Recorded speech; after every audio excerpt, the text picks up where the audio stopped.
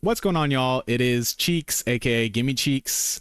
I wanted to talk to you today about Monster Hunter. We are rapidly coming up on the launch of Monster Hunter Wilds. Like, literally, it is in 3 weeks, right around the corner. And I think that the Monster Hunter community's collective hype right now is through the roof. It is feeling like Christmas is coming up, and I'm a kid, and I'm really impatient for it to get here.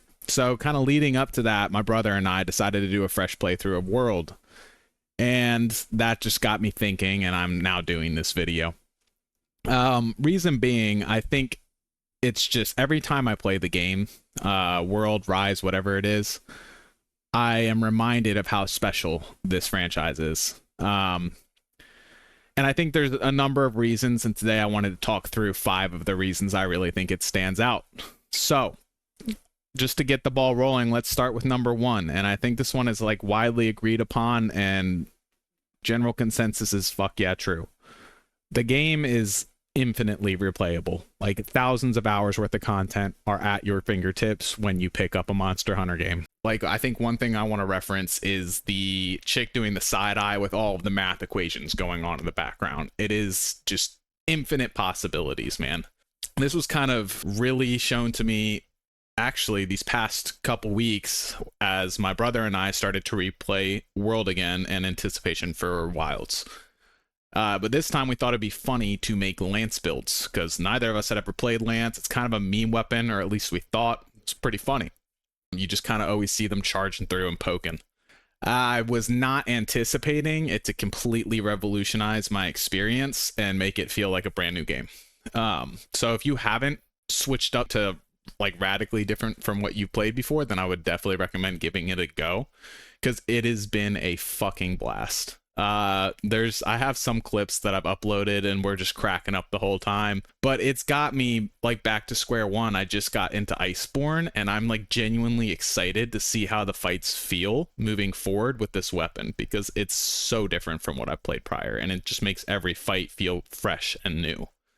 And I might go into detail about like why I think Lance is fucking tits in another video. So you have elements like that where like you can play greatsword and you're all like a really slow, sluggish, big hit situation. You can go grab a bowgun, and next thing you know, you're playing a first-person shooter. You can get a longsword, and now you're anime weeaboo hack and slash easy mode. Degen. Fuck longsword.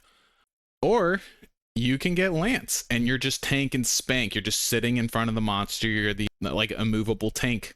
It's that whole fantasy. And what's cool is they kind of added an element of you have to know the monster a little bit, because you have to know the right time to counter. If you shield counter too early and there's successive hits afterwards, then you're fucked.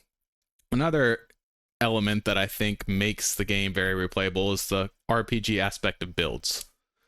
I have a lot of opinions on meta builds in Monster Hunter that I won't go into, but the TLDR is I think it's dumb to constantly try and build for meta when there's a lot of comfort skills and fun skills that kind of change the way you play, not as intensely as swapping weapons would, but it adds variety within a specific weapon. For example, Charge Blade is a weapon I really like, and Focus, level 3, Evade Extender, and Slugger, I think is the other one, make that weapon really fun in World. Because next thing you know, you're just chain spamming knockouts. Your little side hops are like way more mobile. There's just a lot of nice comfort from that. I also always build like health 3, just because. Same deal with Greatsword. Greatsword is my main weapon, and I will choose maxing out Focus, maxing out Part Breaker, and maxing out Slugger before I really start trying to push up damage skills. There's a lot of other random comfy skills that I like playing. But yeah, that's like the cool thing about the game is swapping weapons or just making a variety of builds completely changes how you play. With Charge Blade even, like let's just break it down into that category. You have your physical damage, artillery focus, SAED spam build. You also have your elemental file damage build. You also have prioritizing Savage Axe mode as an option. That's 3 different playstyles within one weapon. It's just fucking insane. So yeah, I think like if you really wanted to, you could play, and many people have, myself included, across PC and PlayStation, put over 1,000 hours into a single Monster Hunter game. It's fucking cracked. This might be a subjective thing, and I'm sure that there's people that don't care about this, but it's a big one for me. Monster Hunter as a series is the first game in my adult life that's allowed me to kind of suspend my disbelief. And I'm kind of referencing as a child, like Pokemon you play, and I used to run around the backyard and wonder if there were Pokemon out there. Obviously, I'm not getting off Monster Hunter and wondering if Nergigante's waiting at the end of the block to run it back, but like, it's just so fucking immersive. When you get in the zone with it, at least for me, I kind of forget that I'm playing a game and I feel like I am genuinely hunting. And I think that that makes the game special. Like, that's kind of why in my head, I don't categorize Monster Hunter as an action RPG. I categorize it as a hunting simulator.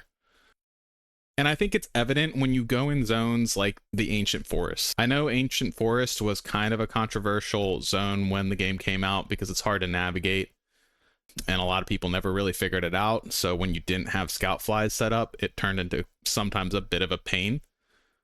I loved it. I love that I go back to that zone after like years and years and thousands of hours, and still sometimes manage to get lost if it's been a long enough time since I last played. I love that you go through the world and there's all the endemic life. You have the poison plants. It just feels so believable when you're in it. It feels like you are in a living, breathing ecosystem and you can see everything interact. I think another aspect to this is the way that the monsters are designed to be somewhat believable. Like, at the end of the day, no, you're not going to see a monster like that in real life, but I think one of the best examples that I personally love, because he's one of my favorite monsters just from like a personality wise situation, is Pookie Pookie. And I love that when you kind of roll up on him for the first time, he's munching on the poison plants in the Ancient Forest. And it's like, okay, this makes sense. This is believable. This is where these poison plants are growing. Pookie Pookie is now feeding on the poison and then excreting that through his tail and spitting it at you and regurgitating it. It's kind of nasty, but he just looks and feels and interacts with the environment in a very believable way, and that results in immersion, which is huge for me. I just love that I can get off work, hop on the game, and completely forget about real life in the real world. And on Pookie Pookie, I think that actually does segue into my number 3 reason that I think Monster Hunter is the tits, which is the amount of personality in each boss. I think oftentimes when I play other games, there's like cool boss fights with cool mechanics.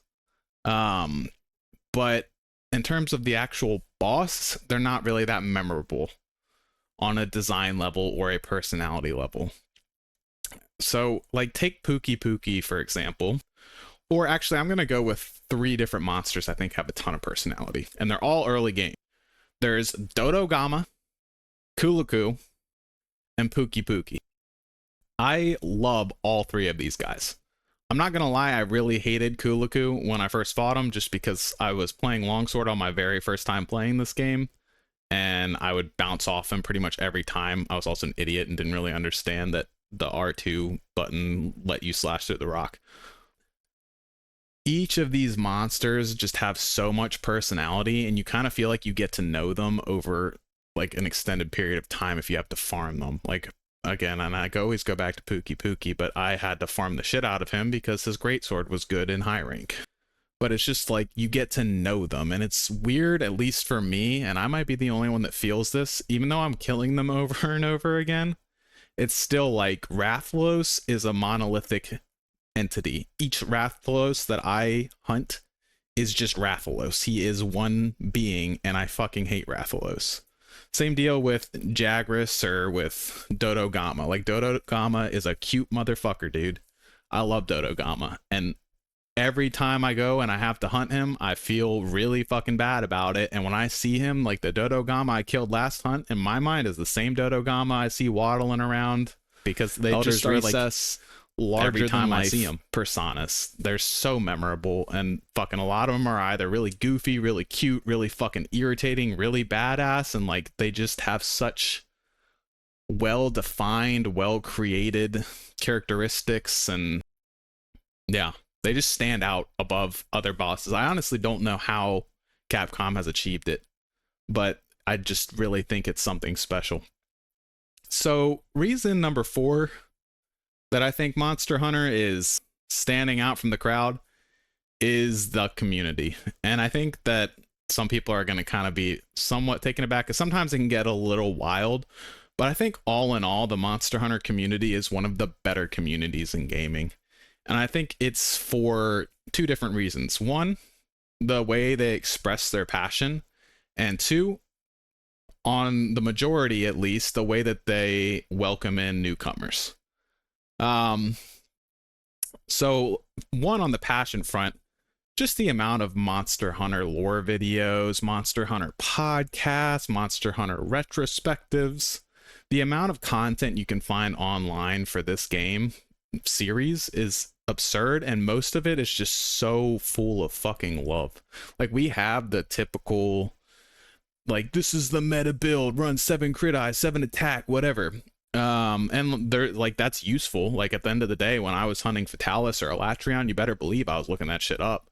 But we also just have so much of like a culture almost that's built up around the game online, and I think it's a very positive, passionate one that just loves to delve into and talk about the world and the mechanics and the fights that we love and the weapons that we love. There's just so much love for the game. And I think the other aspect of that is how we welcome in new players. Just thinking back to how I was welcoming. When I think back to it, it was very, very rare that I was ever treated poorly for being an idiot in hunts. And I know that I was an idiot in hunts. I'm still an idiot in hunts sometimes. But normally there's like just spamming of emotes, GGs, sending me hunting cards, welcoming me along. And then like, there was many times where I would get invited into Discords and I would like pair up with people and they would kind of explain things I didn't know. Like, they would show me an environmental trap I'd never triggered. They would explain like, this is where you get this resource to craft traps. Like, I think I had a really hard time actually crafting trink bombs, and someone explained how to do that. Like, people just want to help you and show you these little tips and tricks that they've learned through their hours of playtime.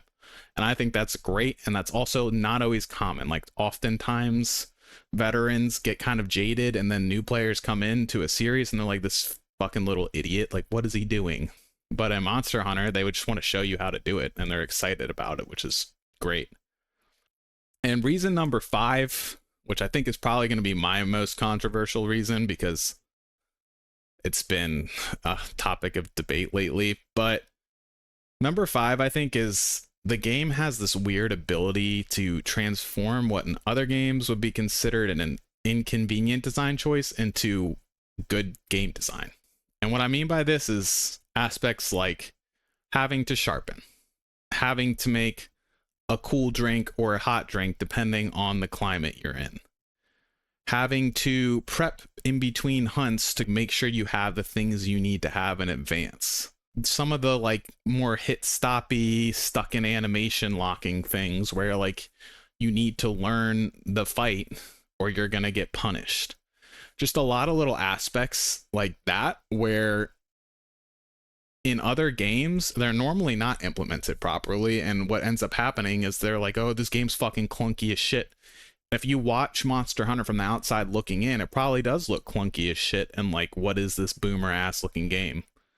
But when you actually get in it and you start doing it, it all logically clicks and makes sense. Like, oh, of course I would have to craft this thing to go into this volcano zone or this fucking snow zone.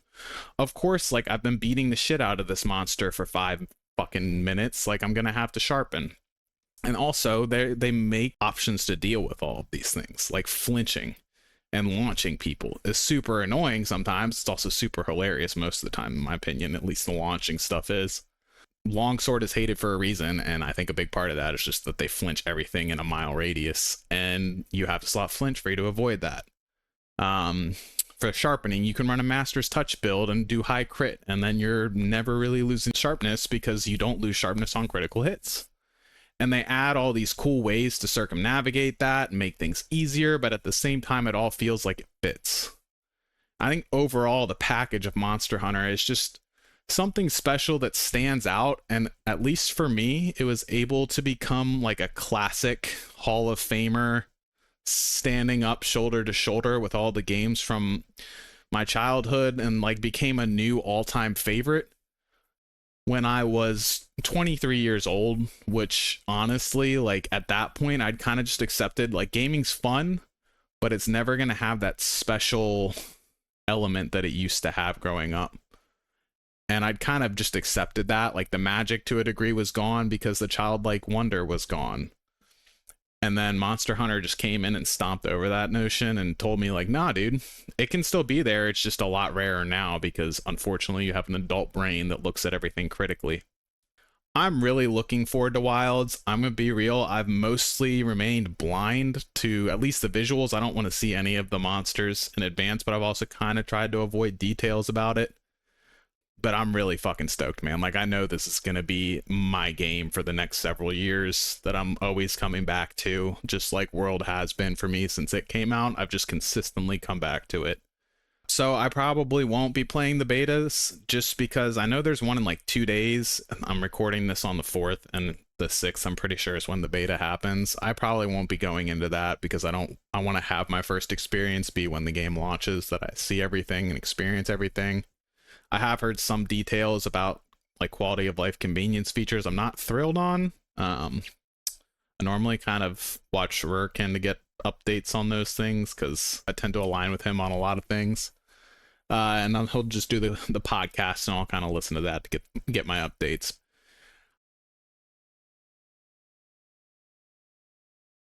I'm probably going to continue to be blind. I might stream at some point and then do some Monster Hunter World footage leading up to the launch of Wilds, and then we'll see how I feel about streaming Wilds. I don't know. Either way, I'm really excited, guys. I'm sure that everyone else is excited as well. It's 3 more weeks to go, baby. We're almost there. Stay tuned, like and subscribe. There's going to be a lot more Monster Hunter content, especially around the launch of Wilds. Thanks, y'all. Have a good one.